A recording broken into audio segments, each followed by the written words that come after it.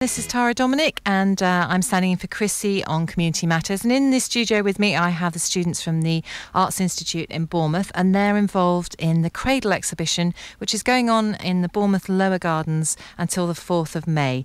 And now, Robert. Hello. Hello. Now, just tell me a little bit about what your involvement is and what your work is that you've got down there in the exhibition. I've made these 3 large acorns that are down in the lower gardens, and they're being protected by a small army of very small scarecrows. Okay. And the scarecrows go around the nuts, and they're protecting the nuts from all the squirrels. Oh. So I think I've seen that. That picture's on the website, isn't it? Yeah, it is. Yeah, I've seen that on the website.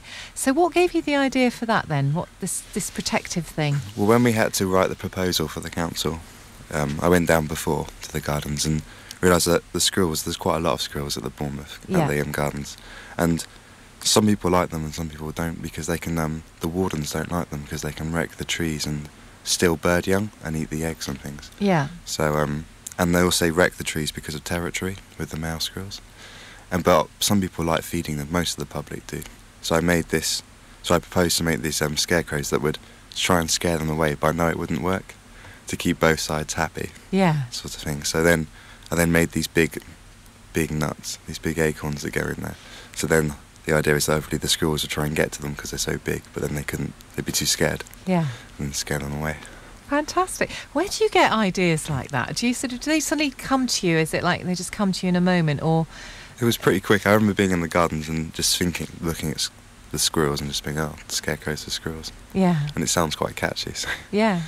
I suppose that's one of the things, isn't it? Especially for these kind of, I suppose it's kind of like a competition. If there's only 50% of the students actually got their work shown, is how you can think of something that's unique, different, that's going to catch people's eye. I suppose that's quite a challenge as an artist, isn't it? It was quite a bit tricky. Well, I wanted it to be quite simple and not. I didn't want it to be like a huge kind of hard to understand or anything like that. And this was quite simple and easy to read, because if you'd see this big pile of nuts and then scarecrows around it, and it was called Scarecrows to Squirrels, and you would get quite quickly what it was about. Just like a very quick kind of punchline. Yeah. So that was it, really. So I wanted to make it very simple and easy to read. Yeah. So, and you're pleased with the way it's come out? Yeah, I am. It's quite fun. I mean, it's quite fun listening to what people say. Like, I've been hanging around, but I haven't said it's me. Yeah. And even if I've been setting it up during the day, because it has to go in every night. Right. Okay. If they ask it's mine, I've always lied and said I've been just helping. Yeah. But it's quite interesting to hear what people say. Some people laugh. Some people thought they were real rats. Yeah. Like they thought they were rats on all these sticks. But I just made them out of fake fur. Yeah. But it's been quite fun. Fantastic. So do you say you have to take them down each night and then set them up again in the morning? Yeah, I have to take them in because they're quite delicate, and I don't think they would hold up in the weather very well. Yeah. Is that the same with the caramel?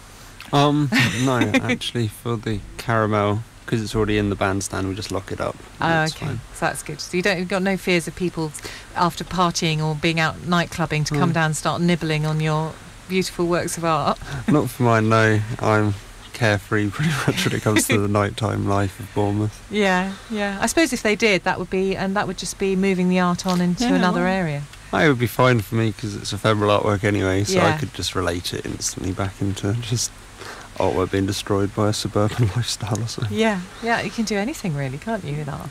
Is that the name of your art, ephemeral artwork? Is that kind of what you're kind of selling yourself as? Yeah, I would say I'm an ephemeral artist. I would probably be my little slogan, as it were. That's your sort of identity level. Yeah. So I suppose in a way, as an artist as well, is that you've got to brand yourself in a way, haven't you? Or am I saying the wrong thing there? I don't know.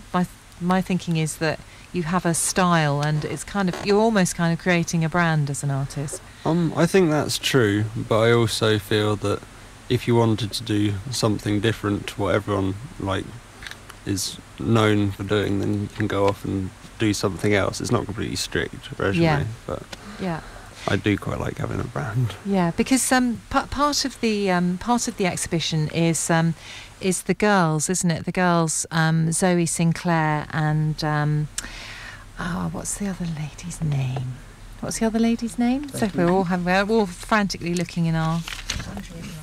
Andrea Glassman. Blood.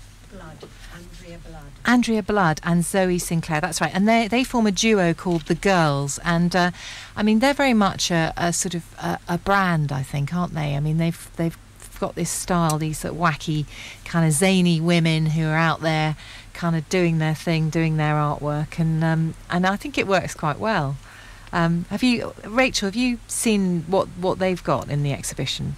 Yeah, they've got a video piece in the little hut thing near like the information point, and yeah, it's to do with like white weddings, I think, and stuff like that. And like when they was there in the gardens on Friday and Saturday, they was like all there dressed up and everything, so they was like carrying on the part, I think, of like how they act as the girls. So, yeah, like, yeah. They're quite amazing women, I think. Okay, we're going to be back in a little bit, and we're going to be talking to Jill Horrocks about just a bit more details about the project, and we'll be back after this.